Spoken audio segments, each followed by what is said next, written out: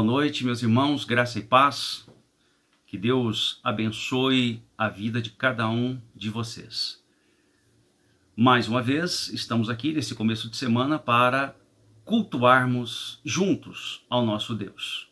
Ainda que cada um em sua casa, mas temos a oportunidade gloriosa de abrirmos a nossa palavra e juntos, em família, cultuarmos aquele que é Senhor, digno de toda honra, de toda glória e de todo louvor.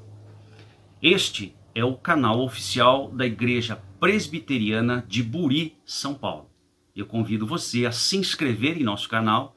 Se você já é inscrito, também clique aqui no sininho ao lado para você receber os avisos sempre que um vídeo novo for colocado no ar, for disponibilizado. Então, siga-nos também em nossas redes sociais e você será diariamente alimentado pela palavra de Deus. Esse é o nosso objetivo, levar o conhecimento da palavra de Deus até o seu coração, até o seu lar. Convido você também, nessa noite, a abrir a sua Bíblia no livro de Salmos, capítulo 4. Leiamos o capítulo todo. Responde-me quando clamo, ó Deus da minha justiça, na angústia me tens aliviado. Tem misericórdia de mim e ouve a minha oração. Ó homens, até quando tornareis a minha glória em vexame? E amareis a vaidade e buscareis a mentira? Sabei, porém, que o Senhor distingue para si o piedoso. O Senhor me ouve quando eu clamo por ele. Irai-vos e não pequeis. Consultai no travesseiro o coração e sossegai. Oferecei sacrifícios de justiça e confiai no Senhor. Há muitos que dizem: quem nos dará a conhecer o bem? Senhor, levanta sobre nós a luz do teu rosto. Mais alegria me puseste no coração do que a alegria deles, quando lhes há fartura de cereal e de vinho. Em paz me deito e logo pego no sono, porque, Senhor, só tu me fazes repousar seguro. Amém. Deus seja louvado pela sua santa palavra, que a cada dia é renovada, nunca se torna obsoleta, nunca se torna desatualizada. A palavra de Deus é aplicada aos nossos corações nos dias de hoje pelo Espírito Santo de Deus.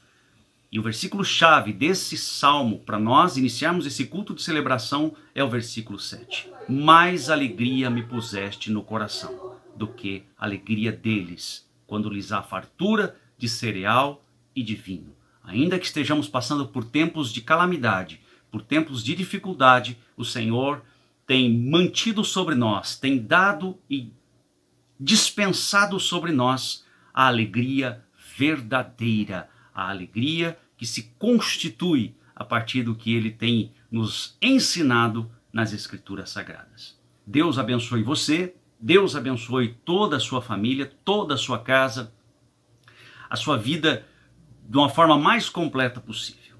Fique conosco, nós ouviremos agora o cântico Ousado Amor e logo depois nós teremos a palavra da noite. Que Deus abençoe você, que Deus encha seu coração de paz e de esperança.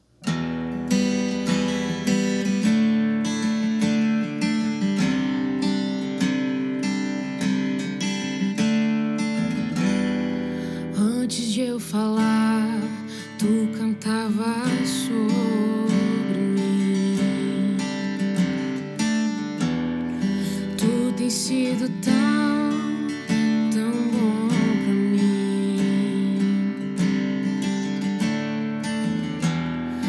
Antes de eu respirar, tu sopraste tua vida em mim.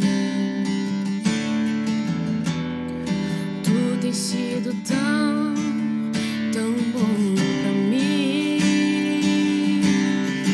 O impressionante e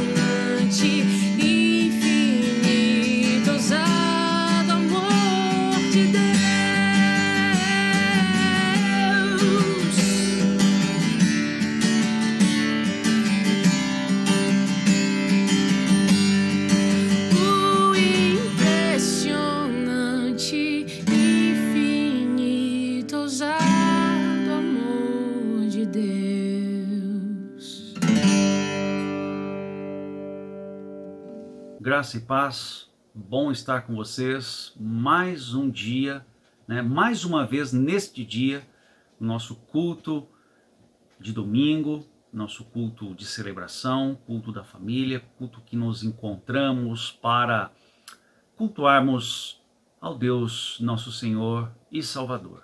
Muito obrigado a você que tem nos acompanhado.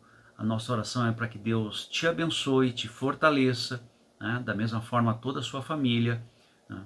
E pedimos que você se inscreva no nosso canal, né? Esse é o canal da Igreja Presbiteriana de Buri, canal que você pode se inscrever, clicar no sininho aqui embaixo, né?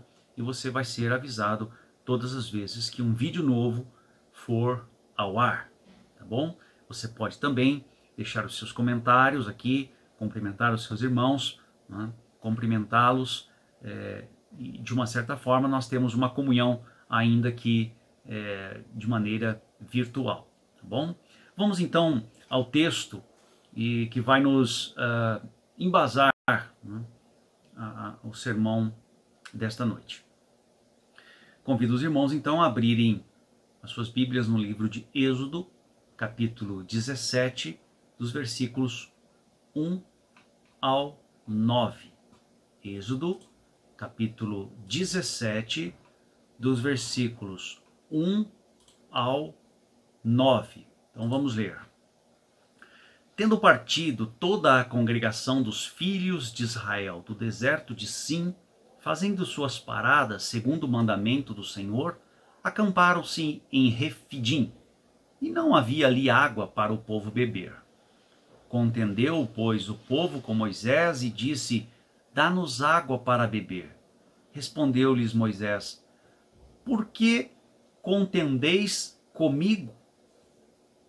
Por que tentais ao Senhor? Tendo aí o povo sede de água, murmurou contra Moisés e disse: Por que nos fizeste subir do Egito para nos matares de sede, a nós, a nossos filhos e aos nossos rebanhos? Então clamou Moisés ao Senhor: Que farei a este povo? Só lhe resta apedrejar-me. Respondeu o Senhor a Moisés: Passa adiante do povo e toma contigo alguns dos anciãos de Israel. Leva contigo em mão o bordão com que feriste o rio e vai. Eis que estarei ali diante de ti sobre a rocha em Horebe. Ferirás a rocha e dela sairá água, e o povo beberá. Moisés assim o fez na presença dos anciãos de Israel. E chamou o nome daquele lugar Massá e Meribá, por causa da contenda dos filhos de Israel, e porque tentaram ao Senhor, dizendo: Está o Senhor no meio de nós ou não? Então veio Amaleque e pelejou contra Israel em Refidim. Até aqui é o suficiente para termos a exposição da palavra de Deus nesta noite. Irmãos, iniciamos olhando para o texto, no versículo 1,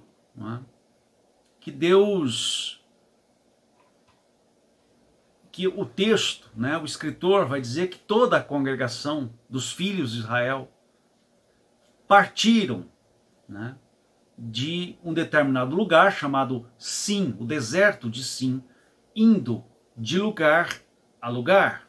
Então eles saíam de um determinado lugar, iam, andavam o quanto podiam, às vezes andavam boa parte do dia e da noite, e paravam quando o Senhor os ordenava. E nesse ir de lugar a lugar, o texto vai dizer que eles acamparam-se em Refidim, uma região. A característica de Refidim, que o texto ressalta que havia, em Refidim, era a falta de água. Portanto, não havia água ali para o povo beber, para os animais beberem, Importante nós lembrarmos que esse fato antecedeu a batalha dos israelitas contra os amalequitas. Porque o conflito com Amaleque é o primeiro combate depois de Israel ter saído do Egito. Irmãos, aqui eu já gostaria de fazer algumas observações importantes que a gente precisa refletir a respeito do texto. E que eu tenho certeza que Deus vai falar conosco nesta noite. A primeira delas é que nem sempre o lugar do acampamento, nem sempre o lugar em que estamos naquele momento, e eu estou chamando de acampamento porque o nosso estar neste mundo, nesta terra, é um estar em peregrinação. Nem sempre o lugar de acampamento é um lugar de abundância. E nós observamos que o texto diz no versículo 1 que o povo estava procedendo segundo o mandamento do Senhor. Mas mesmo segundo o mandamento do Senhor, eles se encontraram num local chamado Refidim, onde não havia água. Observe, irmãos, há períodos de escassez em nosso caminhar. E eu espero que a nossa atitude seja como a atitude de Paulo, conforme é registrada no capítulo 4, versículo 12 do livro de Filipenses. Sei passar necessidade e também sei ter abundância. Em toda maneira e em todas as coisas aprendi tanto a ter fartura como a ter fome, tanto a ter abundância como a padecer necessidade. O versículo 2 continua a narrativa, dizendo que o povo contendeu com Moisés e disse: dá-nos água para beber. E Moisés então responde: por que vocês contendem comigo? Por que vocês estão tentando ao Senhor? Irmãos, é natural que o povo recorra ao seu líder para a solução dos seus problemas. E eu pergunto, será que Moisés não estava também com sede? Compromisso, responsabilidade do líder diante dos seus liderados. Qual é o seu papel, meu irmão, diante daqueles que estão sob sua responsabilidade? Qual é o seu papel, como vimos no estudo bíblico de hoje de manhã, para aqueles que ainda são fracos na fé? Qual tem sido o seu papel, meu irmão, diante da sua esposa, dos seus filhos? Qual tem sido o seu papel, minha irmã, diante do seu esposo, seu marido, seus filhos? A Bíblia diz que a quem muito é dado, muito é cobrado. Irmãos, nós temos uma responsabilidade e nós precisamos da direção de Deus para darmos a resposta certa ao povo, aqueles que nos seguem, aqueles que estão caminhando conosco. Prossigamos. Versículo 3. Tendo aí o povo sede de água, murmurou contra Moisés e disse: por que nos fizeste subir do Egito, para nos matares de sede, a nós, a nossos filhos, ao nosso gado? Diante das dificuldades, o povo relembrava do Egito. Por que o povo não lembrava do milagre do Mar Vermelho? Por que o povo não lembrava de Mara? Mara, onde as águas foram transformadas, as águas amargas foram transformadas em água doce. Porque o povo não lembrou do maná, dado a eles todos os dias ininterruptamente. Porque o povo não se lembrou das codornizes que lhe serviram de alimento, de carne, para as suas necessidades físicas. Porque o povo não se lembrou de Elim, onde a Bíblia diz, o texto registra que havia 12 fontes e 70 palmeiras. Isso descreve muito bem as características de um oásis em meio ao deserto. Não, o povo não se lembrava desses acontecimentos milagrosos e abençoadores em suas vidas. O povo se lembrava do Egito, do local de escravidão. Não posso deixar de dizer, meus irmãos, que é papel do diabo nos fazer esquecer das bênçãos recebidas. é papel do nosso inimigo, o inimigo da nossa alma, fazer nos esquecer das bênçãos experimentadas. Consequentemente, nós nos esquecemos das promessas feitas a nós por Deus por meio da sua santa palavra. Prestem bem atenção nisso. O diabo quer roubar de nós a promessa. Ele começa minando as nossas forças de orar, de ler a Bíblia, começa minando o nosso desejo de estar em culto a Deus. E por fim, as promessas vão ficando no esquecimento, vão caindo no esquecimento, até que não nos lembramos mais. Versículo 5. Então disse o Senhor a Moisés: passa diante do povo, toma contigo alguns dos anciãos de Israel e leva contigo a tua vara. Na tradução que nós lemos inicialmente fala o teu bordão. Leva contigo a tua vara com que feriste o rio e vai. Olha que a ordem de Deus é muito clara para o líder, para o profeta Moisés. Passa adiante do povo. Isso representa uma posição de liderança. É possível notar que talvez Moisés não estivesse numa posição de conduzir. Talvez Moisés estivesse acuado pelas cobranças, pelas acusações e até com medo de ser apedrejado, como o texto nos informa. Irmãos, quando nos colocamos à frente, nós somos capazes de nos antecipar a situações de perigo, às emboscadas. O texto de Provérbios diz que o homem prudente vê o perigo e se esconde. Se ele vê o perigo é porque ele está antecipado, ele está à frente, ele está em posição de ver o perigo e então se esconder. À frente, nós experimentamos e conhecemos o terreno para então conduzir o povo em segurança. Eu estou falando aqui para pastores, para líderes, presbíteros, mas estou falando também para os esposos, para as esposas, para os patrões, para aqueles que têm pessoas que os veem como referência. Irmãos, nós precisamos permitir que as pessoas vejam em nós características de uma liderança sadia, de uma liderança que está comprometida com o reino de Deus. Nós vemos pessoas usando de meios dos mais inescrupulosos possíveis para alcançar uma posição na mídia, uma posição de destaque, uma posição sob os holofotes, para se tornar conhecido. Nós não temos essa pretensão. Nós, como cristãos, temos a pretensão de sermos referência para as pessoas, sermos exemplo para as pessoas.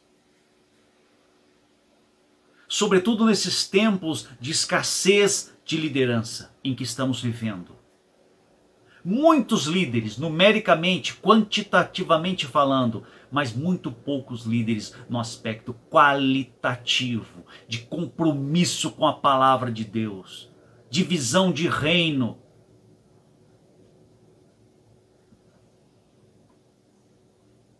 E o texto continua, na ordem que Deus dá a Moisés: toma contigo alguns dos anciãos. Na tradução da Nova Versão Internacional diz: leve com você algumas das autoridades de Israel. Em outras palavras, tenha homens, tenha pessoas ao seu lado que compartilham da mesma visão, dos mesmos sonhos. Se cerque de pessoas que sejam melhores do que você em muitos aspectos, para que você possa também crescer no conhecimento e na graça. Se cerque de pessoas que tenham um desejo ardente de conquistar, de avançar, de crescer espiritualmente. e de crescer em outras áreas da vida também. Se cerque de pessoas, meus irmãos, minhas irmãs, que fazem parte do projeto de Deus para o seu ministério. Homens com os quais possa-se fazer alianças verdadeiras, especialmente no deserto. Leva contigo a tua vara, leva contigo o teu bordão. O bordão como instrumento, a vara como instrumento, o bordão como arma de defesa. Veja que uma vara é extremamente importante numa região como aquela, num deserto, numa região inóspita, cheia de animais peçonhentos, perigosos. A vara nos faz lembrar, nos faz resgatar, voltar em nossa mente os milagres, a presença de Deus nos momentos difíceis. A Bíblia nos diz: quero trazer à memória aquilo que me dá esperança. Não solte o bordão que Cristo te deu, meu irmão, minha irmã. Não solte. Você pode estar a um passo da desistência. Não desista. Esse bordão significa a presença de Deus nos momentos difíceis. Querem ver? O texto vai dizer no capítulo 4 do mesmo livro, no versículo 2, a vara que se transformou em serpente e que venceu os magos. No capítulo 17, versículo 17, do mesmo livro de Êxodo, a vara que quando tocou o Nilo, as águas se transformaram em sangue.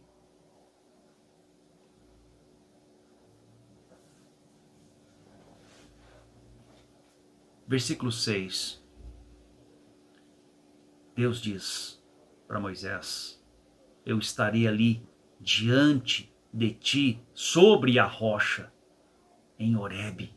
Ferirás a rocha, e dela sairá água, e o povo beberá. Moisés assim o fez na presença dos anciãos de Israel. Promessa da presença de Deus e da manifestação de Deus em nossas vidas, em nosso caminhar, em nossa peregrinação. Meus irmãos, Deus fez essa promessa a Abraão. Essa promessa foi reafirmada com a igreja do nosso Senhor Jesus Cristo. Que o Consolador, a presença do Deus Pai, estaria conosco até o fim. Creia nessa promessa, não abra mão dessa promessa, viva a partir dessa promessa. Em todo o tempo nós somos assistidos por Deus, que não nos tem deixado faltar nada.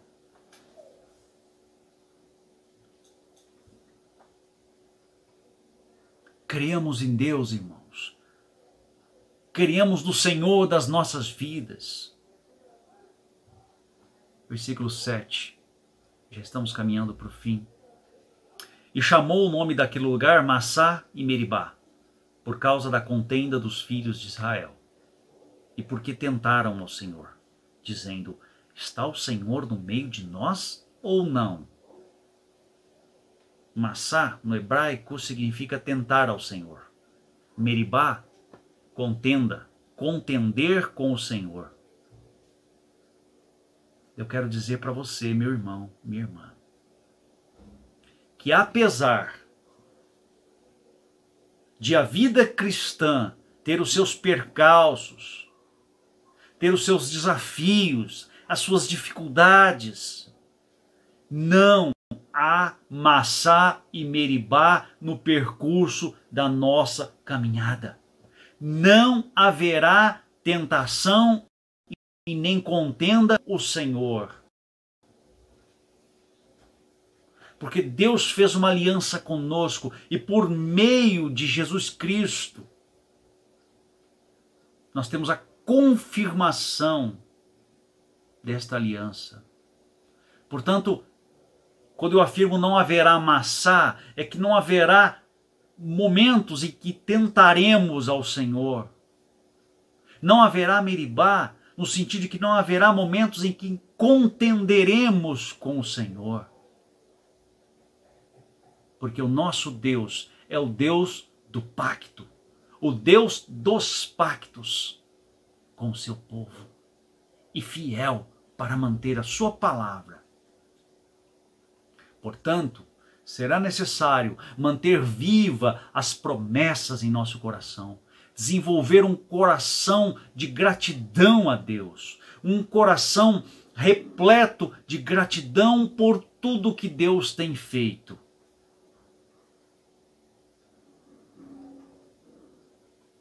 Mantenha-se aliançado com o seu pastor, com o seu líder, com aquele que você pode confiar a sua vida espiritual, no sentido de instruí-lo, ajudá-lo a crescer, a se desenvolver espiritualmente. Mantenha uma vida de obediência à palavra de Deus, mantenha relacionamentos com Deus, mantenha relacionamentos com pessoas que te ajudam a se aproximar de Deus. O versículo 8 diz: então veio Amaleque e pelejou contra Israel em Refidim. Depois do milagroso fornecimento de água, o inimigo é despertado. Não bastasse a falta de água em Refidim, assim que o povo dessedenta a sua sede, mata a sua sede, se dessedenta, vem Amaleque, inimigo de Israel, e vem com todo o seu exército para destruir o povo de Deus. É possível compreender que numa terra de tal natureza, um manancial de água seria motivo mais que suficiente para uma guerra. Um benefício que poderia e deveria ser tomado à força. Imagine quando os espiões, os espias, observaram, notaram, deram conta de que havia água boa, límpida e abundância naquele lugar. O povo de Israel virou um alvo. O inimigo, irmãos, vai querer se apropriar da sua fonte. Anote isso, mas use isso para servir de atenção à sua vida, para moldar a sua conduta, os seus passos, para que você caminhe a passos largos, mas num espírito de vigilância, de cuidado. O inimigo, o nosso adversário, vai querer se apropriar da sua fonte. Fique atento.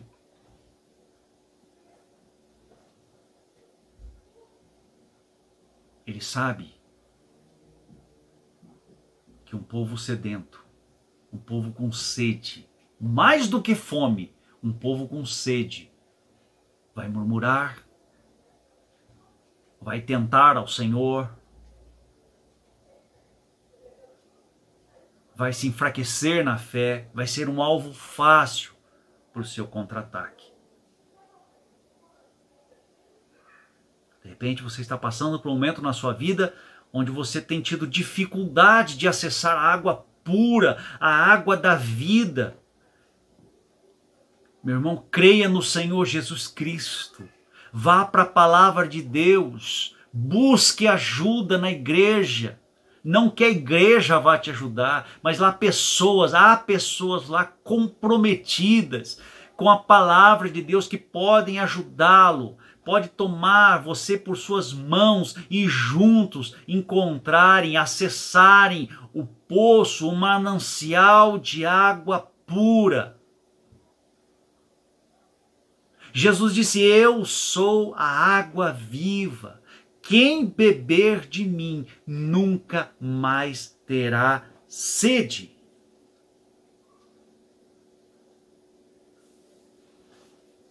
Versículo 9. Pelo que disse Moisés a Josué: escolhe-nos homens e sai. Peleja contra Amaleque. Amanhã eu estarei no cume do outeiro, e a vara de Deus estará na minha mão. Notemos a semelhança da atitude de Moisés com o que ele havia recebido de instruções de Deus. Moisés recebe instrução de Deus para passar à frente do povo. Moisés recebe instrução de Deus para convidar homens idôneos, maduros na fé, para estar ao seu lado naquele momento. E agora no versículo 9, que encerra o texto base da palavra desta noite. Moisés diz a Josué, o seu mais próximo, escolhe nos homens e sai, peleja contra Amaleque. Amanhã eu estarei no cume do... E a vara de Deus, a vara da promessa, a vara das promessas, a palavra de Deus estará na minha mão. Querido irmão, não deixe de olhar para aquele que é Senhor das nossas vidas, para o único que pode trazer esperança ao coração desesperançado, para o único que pode trazer cura para uma alma sofrida, machucada, adoentada pelo pecado. Cristo está te chamando nesta noite para que você tenha uma nova vida, para que você experimente uma vida de abundância, uma vida que acessa o manancial de água. Confie em Deus. E confie mais ainda. Esse tempo vai passar. Esse tempo de deserto que nós estamos vivendo vai passar. Nada é para sempre, a não ser as promessas de Deus. Essas não mudam. Com essas não se negocia. E é nessas que nós nos apegamos. Por meio da palavra de Deus. Deus abençoe sua vida nesta noite. Esse começo de semana, Deus lhe deu uma semana abençoada. Quer seja no seu trabalho fora de casa, no seu trabalho dentro de casa, nos relacionamentos com seus familiares, nos seus relacionamentos mais diversos de um cidadão comum, que Deus o surpreenda com a sua graça, sua presença. E lembre-se, mais do que ser um cidadão comum nesta terra, nós somos cidadãos do céu. Deus o abençoe, tenha uma excelente semana na presença do Senhor. Um abraço.